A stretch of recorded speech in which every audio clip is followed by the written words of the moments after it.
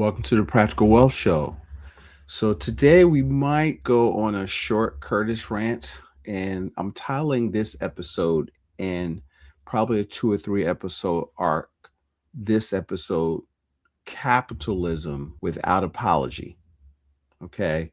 And I want to show you how infinite banking is practicing household capitalism. So, one of the things that we talk about with our clients is the idea of your personal economic model or your personal economy.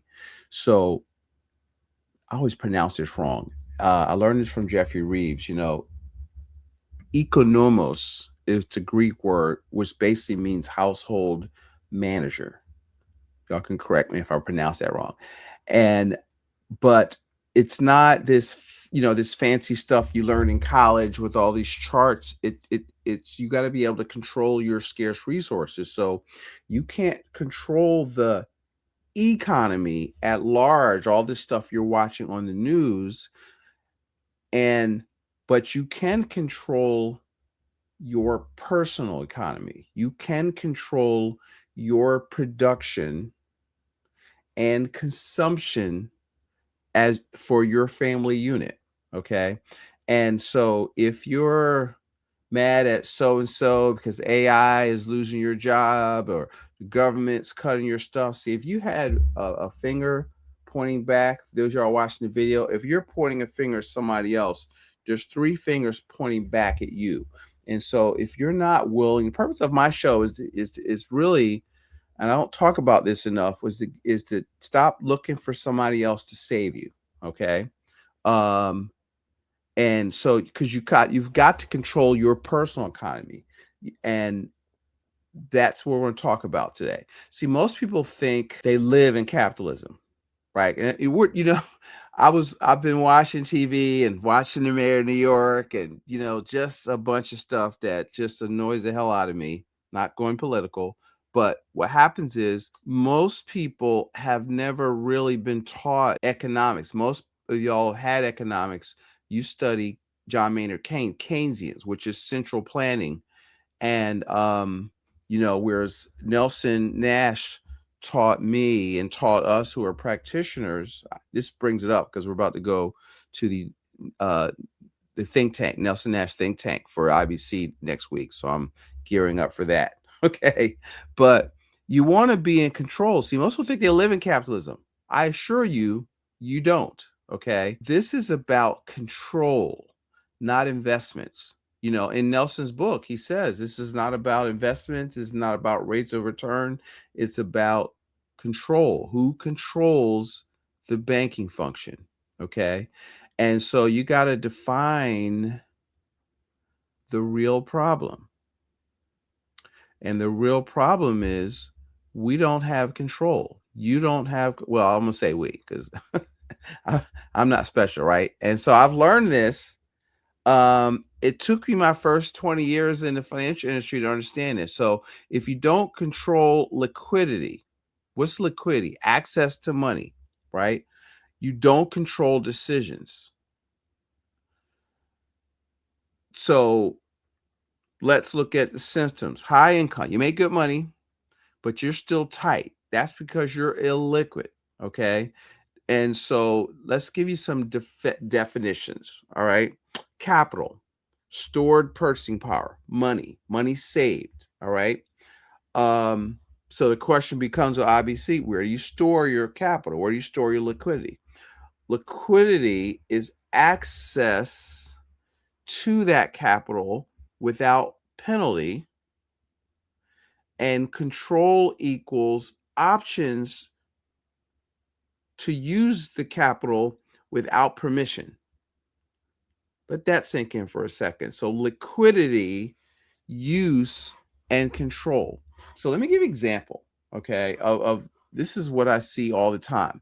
And so let's say I'll talk to a high income professional with a solid career, good benefits, doing everything they were told to do, maxing out their 401k, paying their mortgage. They're responsible, they're disciplined on paper, they look successful. But then I asked them a simple question as we're looking at their what we do for people is we do something called a personal economic model, so you can see all your money on one page, right? And then we can stress test it. And so I asked them one simple question: if something big happens next month, a medical issue, a job change, family emergency, where does the money come from to deal with that without borrowing? And usually they look at me, I won't say like I'm crazy, but there's a pause because they're going, oh, S, right? And because the honest answer is what? A credit card, a HELOC, a loan. You got to go borrow and see. So now, if you don't have any capital, you've got to use other people's capital. And let's define debt. Debt is a future obligation that you've entangled yourself in, where the only way that you have to pay for it is with money you have not yet earned. So you're using future earnings as collateral if you're buying stuff. Now there's constructive debt where you're using leverage to buy business, buy real estate, etc. That's a topic for a different day, and that's good. All right. Because they're like, well, I'll get a HELOC. We'll figure it out. Okay. But then that's when it clicks for them. Oh, crap. You're not broke, but you are illiquid. Business owners, the same thing. Right. And so your money exists, just not where their life is happening. And that's the real problem.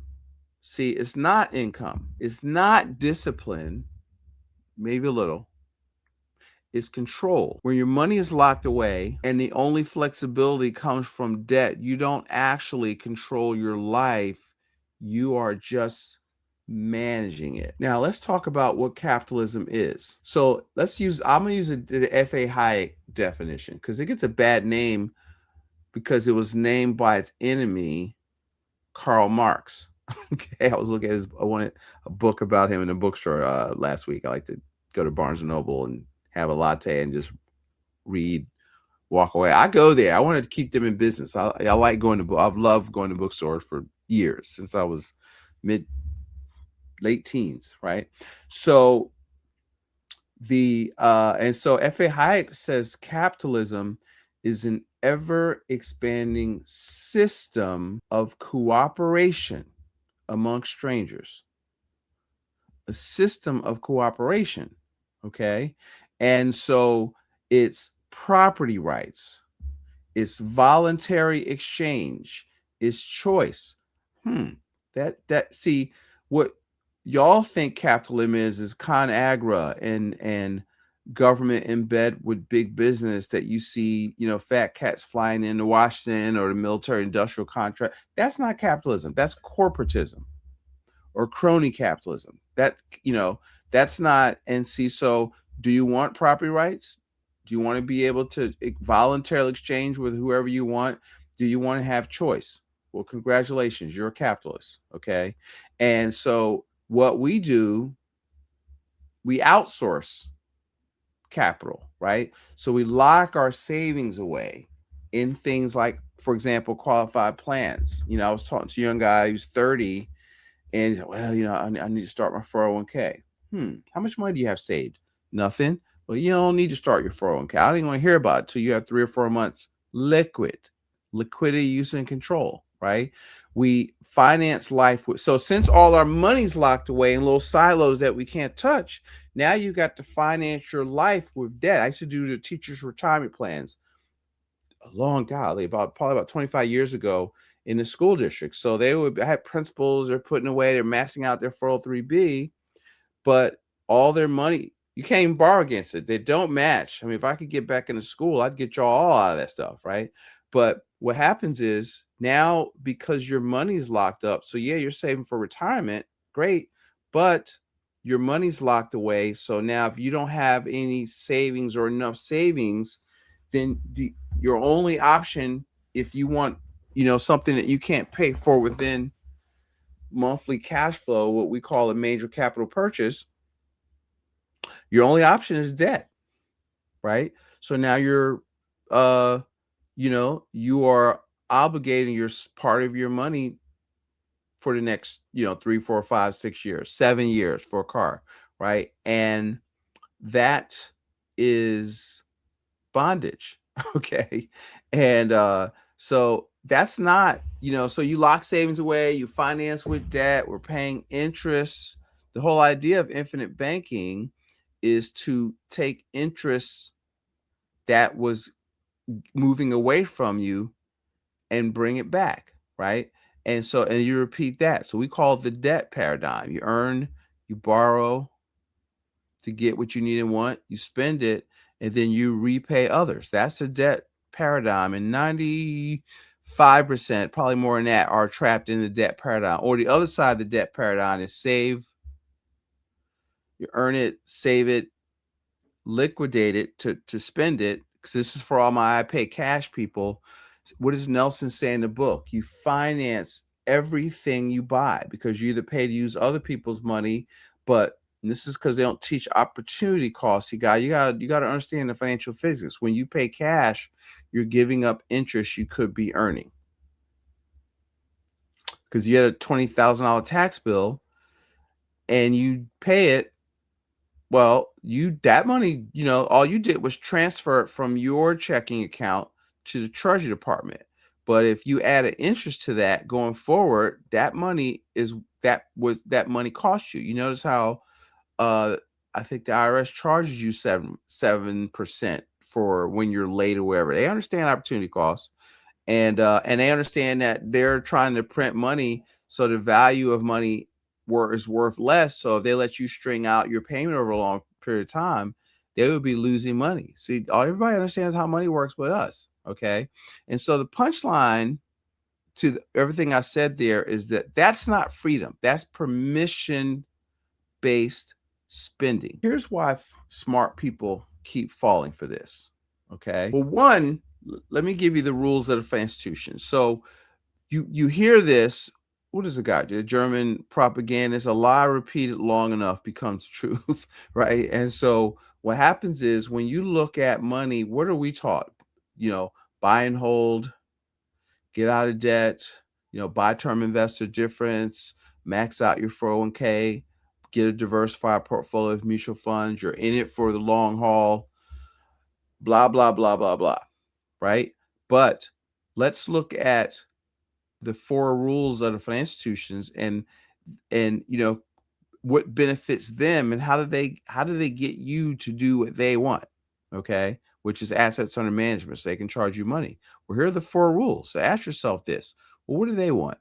If you were a bank, what would you want? You want to get people to put money in your institution. How often? Every time they got paid. Let that sink in, right? So every 2 weeks, you're going to deposit money in the institution, and then the institution gets to use your money, right? Then they want to keep it there a long time. They want to incent you not to touch it. And then for how long? 20, 30 years. And then when you quote unquote retire, when do they want you to take the money out? As slow as possible, preferably never. Okay.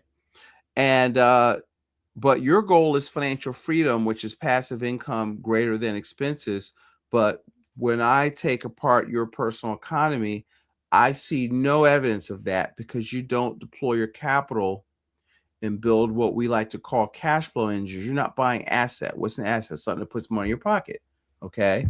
So what you want to do. So I was taught by Nelson Austrian economics. So I'm not going to go too nerdy out on this stuff, but you in capitalism, you got to have signals. So prices are signals. Okay. If the price gets too high, demand goes down. Okay. Interest rates are signals. See, so that's the cost of money. So if your rates are higher, you're trying to finance, that's because the market or the bank who controls the capital believe you're a risk, and higher rate is a penalty for bad credit history, not paying bills. You can still get it, but it's going to cost you, right? It's just the cost of money. If you distort the signals, cheap money, you distort behavior. So our system is designed for you to consume, right? Which is, if you're consuming, you're not capitalizing, and you got to go into debt so you can consume more. So we're on a hamster wheel. Okay, life happens now, but money is locked up till later, right? Debt becomes your default liquidity. Okay, that's what's going on. So now let's bring this back to real life. What does this mean in your cash flow? So when we look at infinite banking, or in our system we call it the private reserve strategy, here are the three promises of that.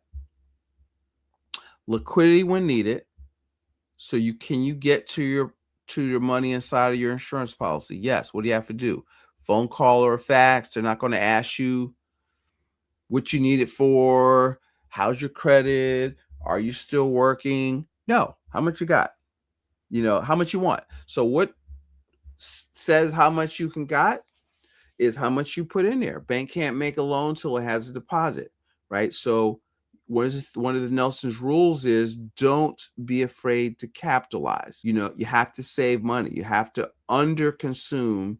You have to capitalize, which is save money and not invest. Y'all too busy chasing returns. You need money you need access to money. Most of the good investments that where you have control and you have a good opportunity to make money, you need 25 grand, 30 grand, 50 grand, businesses, other stuff, so, and you have to learn. This is what part of the, when you look at into Rich Dad Poor Dad, and he talks about getting out of the rat race onto the fast track, where you're a credit investor and you've got, why is he, you should start a business, not for the business, but what you have to become to be successful, right? Success is about becoming something. Investing is about becoming something, not about buying something. So you got it's be, then do, then have. Okay. And see, so what happens is when we talk about infinite banking, people relegate it to, they think it's about a product. It's a system. It's a system of money management. And so somebody comes at you and I got this whiz bang thing, and you get the up to the mark without the downside risks, or our dividends, or this and that. What makes this company? It's not the company, guys. It's you as a good money manager.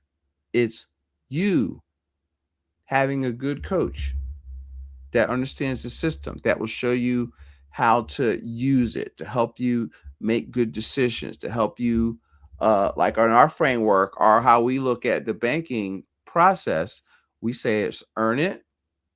So you got to make money.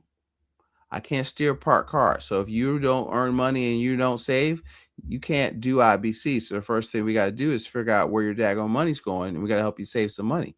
How much money, Curtis? 15, 20% is a nice, at least 10. You should be saving that. All right. And so if you can't do that, I've got to, I have another episode where we talk about that. I'll try if I can link it to this. But, what happens is, here are the three promises of IBC, right? Liquidity when needed, control and access to your money without begging, right? Because basically that's what we're doing, right? And continuity, or compound interest works best over time uninterrupted. So if you could collateralize your savings, get to use it, but the money keeps growing because you're using the institution's money and saving yours. I was talking to somebody last week. They just couldn't get their mind around that, right? And Nelson would say, when we were talking about infinite banking, basically it's the equivalent of me telling you the world is round when you think it's flat. Okay, but the world is round. I saw somebody said so and so is a flat earther. I don't. All right, let me stay focused. I'm not going there. And so all infinite banking or the private reserve is capitalism practice at the household level. Okay. And see, so, Nelson would say infinite banking should be done at the you and me level. And we've given control of our money, he would say, over to fools. And And it's gotten us in a bind because we have outsourced knowledge. We have outsourced control. And we've been told over and over and over again, you're not smart enough. You don't have the time, the temperament, the training to personally manage your own money. So basically, in so many words, everything you hear is, well, give your money to us. And I don't believe that. I think 2 + 2 is 4. It's not that deep. And so if you'd like to hear more about this, I want you to go to our site. What is my site? Practicalwealth.net.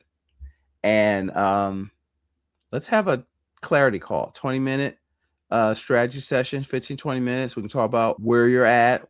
We'll answer the 4 most important questions, which are how much money, with the rate of return you need to earn. First, I want to know if you want to live in the future like you live today, right?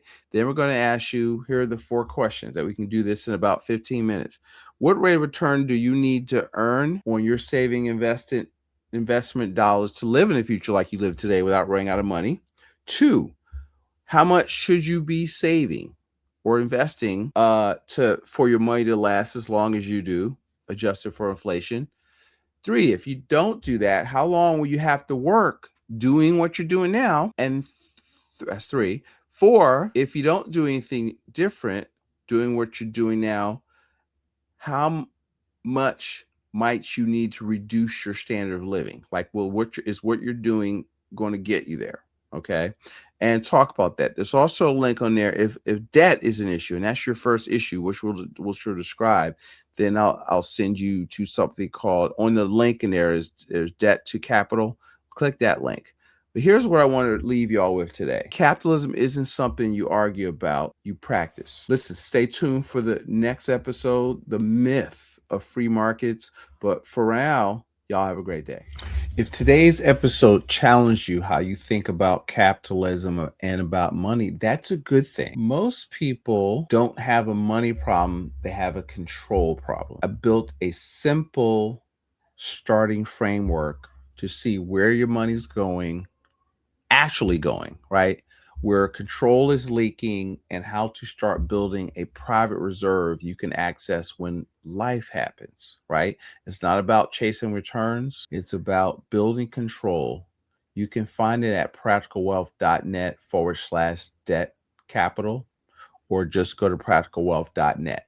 It's free, it's practical. It'll give you clarity before you make your next move. Remember, capitalism works best when you're the one in control. So what do we say? You can be a customer of the bank, or just a customer of the bank, or you can be the bank. It's your choice. If this episode, or the goal of my episode, is to make you rethink how money is supposed to work, start with control. Get the framework behind this conversation at practicalwealth.net. Go to our site. You can take the assessment to kind of see where we are. Let's take our financial clarity assessment. Let's have a call.